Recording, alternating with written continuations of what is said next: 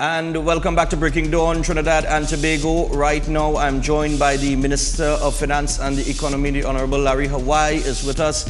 And I want to welcome him to Breaking Dawn and Synergy TV. Good morning, Minister Howai. It's a pleasure to meet you. Yeah, good morning, Stefan, and good morning to all your viewers. Beautiful. Well, you've been a lot of attention been given to you in this past year, probably between May and now. Quite a lot, yes. Yeah, quite a lot. Yeah. So, well, first off, I just wanted to find out, are you still a CMA? Because I know in Canada there were three, there was a merger between three of the bodies. That's right. Yeah. No, because I don't practice anymore, so I don't use the designation. I mean, I qualified. And I did have the designation for a certain number of years, but then I gave up being an accountant. Okay. Yeah, no, I started to do other things. But you have a background in accounting. Yes, of course. I have a background in accounting. All right. Now the first thing that I want to talk about here, because we want to get to things real quickly. The oil price. The budget has been based on a price of $80 a barrel. Good. Now, funny enough, I was watching CNN just this week, and they were saying in America that they expect the oil price is going to continue to decline, which is kind of interesting because I know that they're heading into winter, and usually around this time they need the heat. So usually the oil price sorts of takes a little up. Yeah. And they are expecting it to decline. Now, as Minister of Finance, do you expect it to continue declining? And if so, what does the government have in place to support that? Yeah, well, first of all, we expect long-term that the price will decline for a number of reasons, including the technological innovations in terms of shale oil and so on, as well as the movement away from fossil fuels and more to things like natural gas as well as renewable energies and so on. So over time, you will expect that. What do we expect in the short term? In the short term, we expect that prices will remain a little bit volatile. I think part of it is OPEC is meeting at the end of November on the 27th, which will be next week. And coming out of that meeting, I think there will be a clearer view on what is likely to happen with supply, particularly because what is happening is even though it's getting colder, a number of countries are starting to bring output back on. For example, Iraq has started to come back on, Libya has started to come back on, and these are countries that had been torn by, as you know, civil war as well as insurgencies and so on. So that is starting to put a little bit more oil onto the market. The other thing, of course, is that people have moved away from oil to gas. So we actually have price of natural gas going up, which is what we would expect at this time of the year.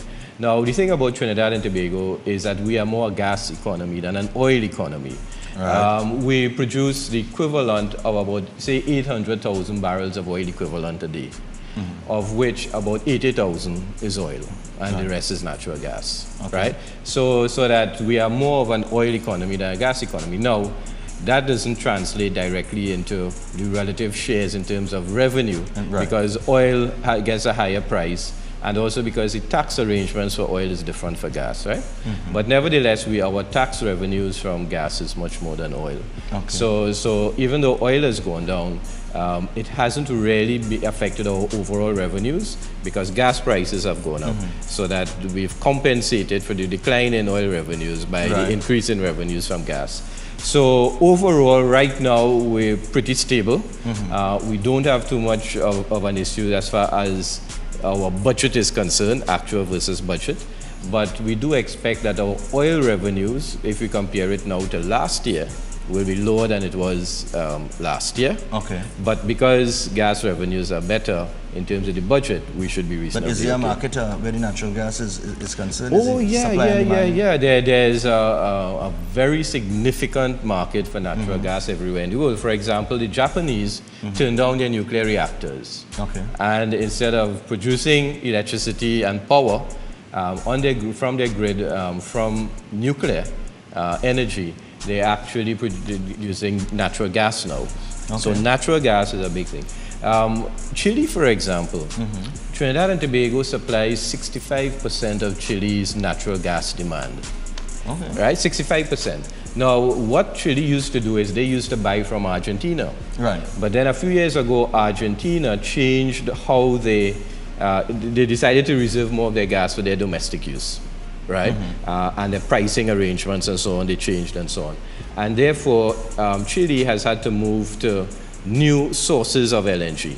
Right. And Trinidad and Tobago was a natural fit for them. Okay. And in fact, they want to start expanding their relationships with Trinidad and Tobago. So that is an area, for example, where there's been increased demand. Japan, because they've turned down their nuclear reactors. Germany has turned down their nuclear reactors and said that they will produce their energy from natural gas now. So that has created a demand. They all want to diversify their sources because Russia, for example, has shown that they're prepared to use gas for geopolitical ends, as happened in Ukraine, right?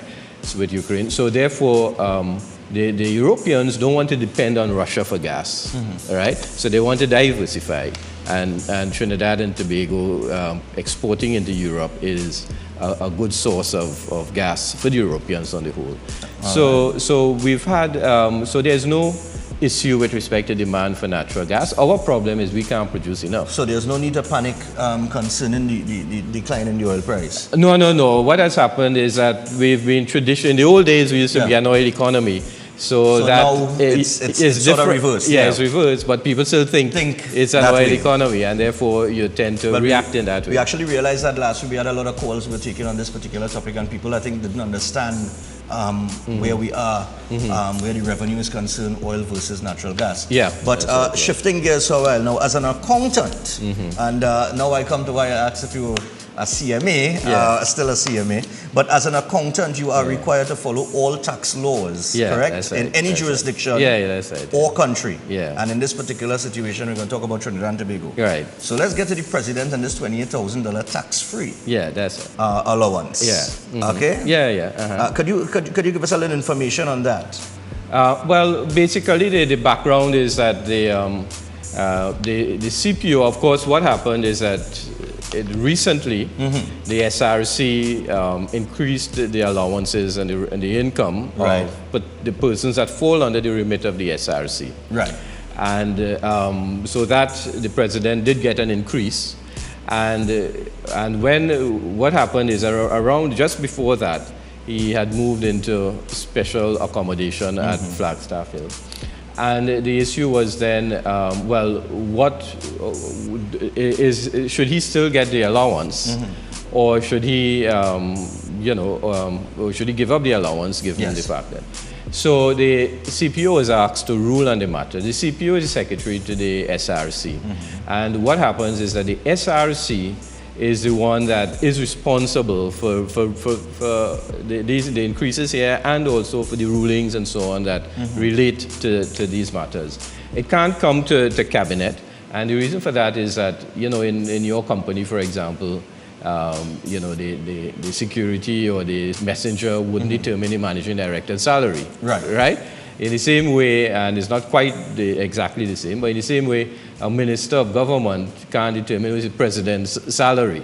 That is kept as an independent arrangement, independent of the ministers and the cabinet.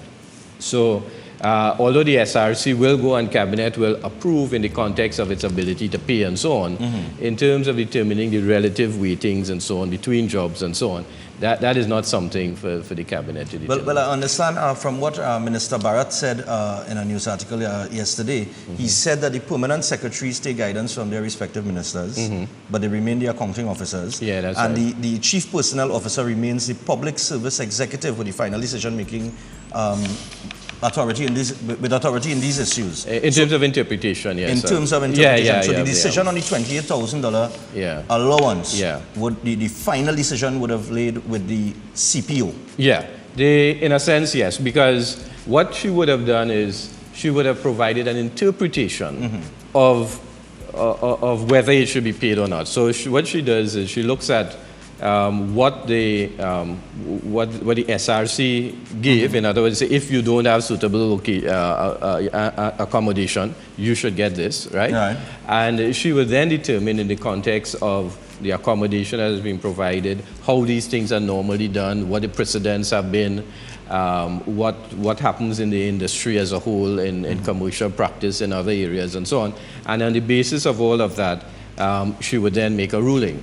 And it is on the basis of that ruling that the President's House, now the President also has his own internal accounting, as each ministry does, right? So he is a separate department.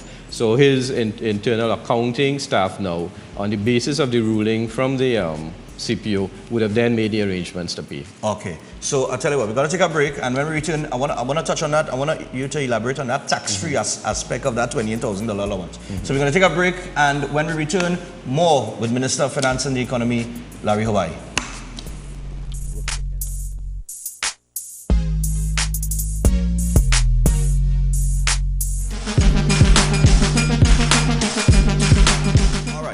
We're back on Breaking Dawn here, and once again, the Minister of Finance and the Economy is here with us, the Honorable Larry Howai. Now, I wanted to touch on this tax-free. Now, this $28,000 allowance is tax-free. Is it? I can't say for sure. I need to double-check the allowances, yeah. Okay, because I read in the papers, I mean, the papers have it as tax-free. Yeah. But what I'm saying, normally, if you're an employee, as the President is, right, then you're subjected to income tax. To income tax, right? Because if I have a, even if I have a company vehicle, I have to pay a tax on that because the vehicle benefits me. Now, he is receiving the state accommodations.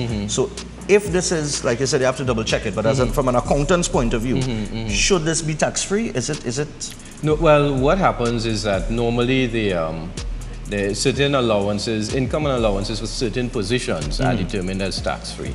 So this isn't something to do necessarily with whether this particular expense is non-taxable or not. Right? What normally certain, like for example, judges would have income that is tax-free. Right. And similarly, certain positions would have income that is tax-free.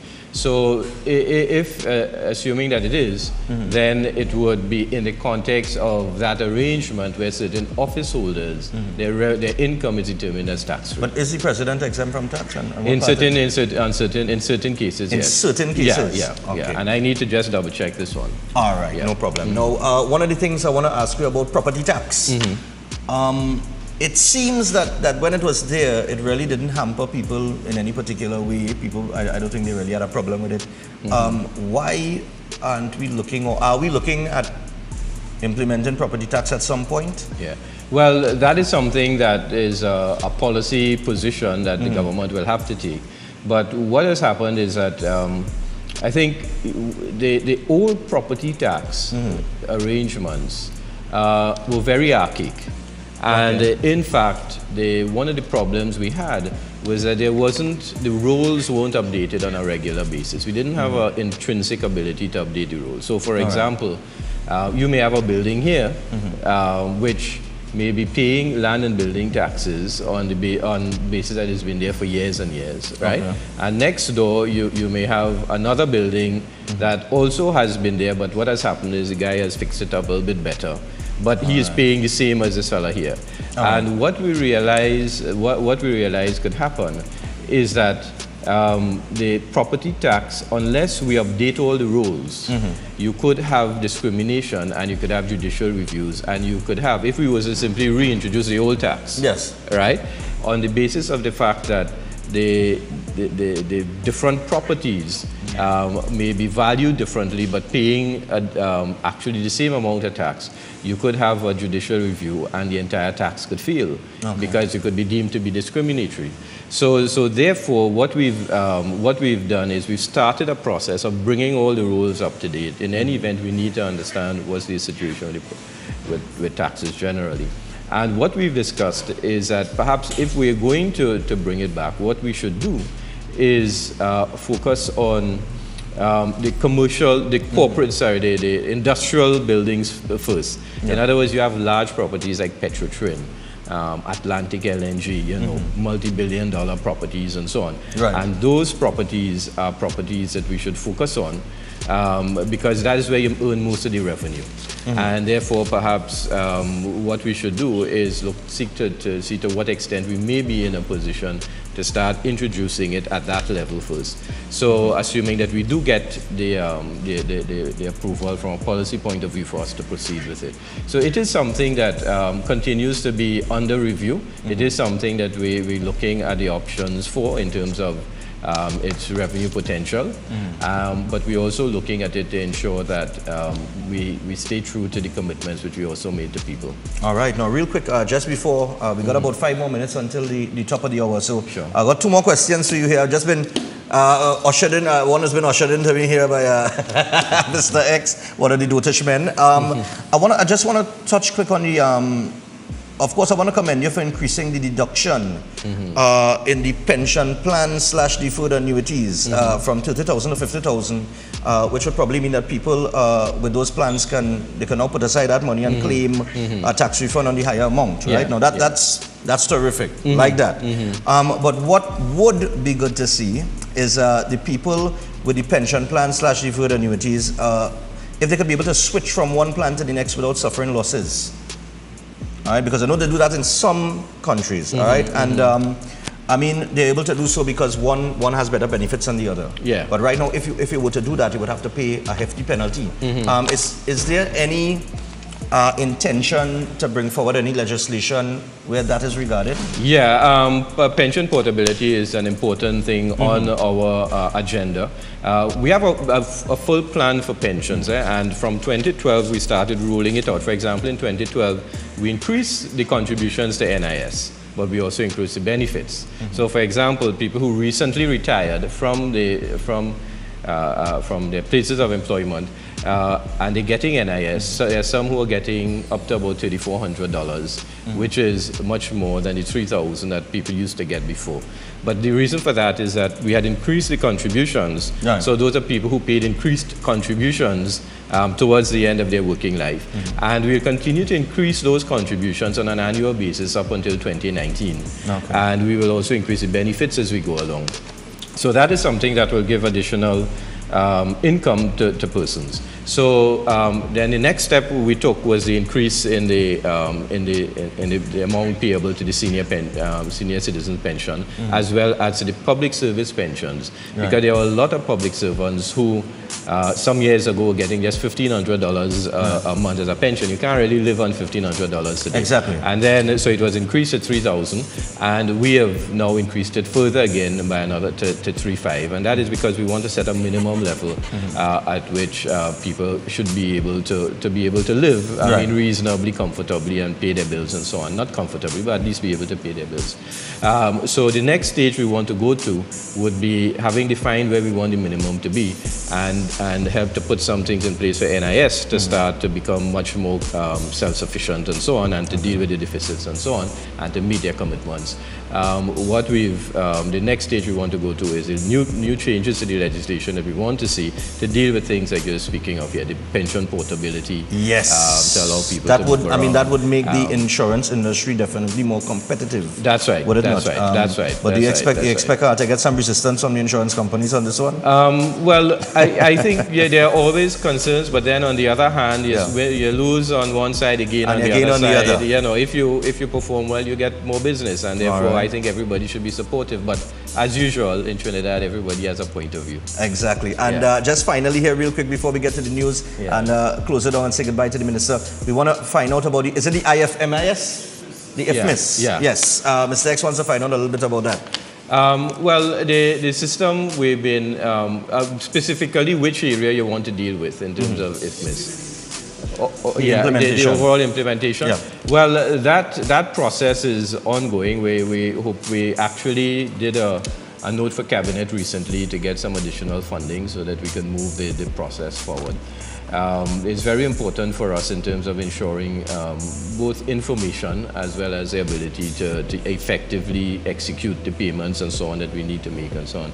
So it is something that we do have high up on our agenda. It is something that we're dealing with currently.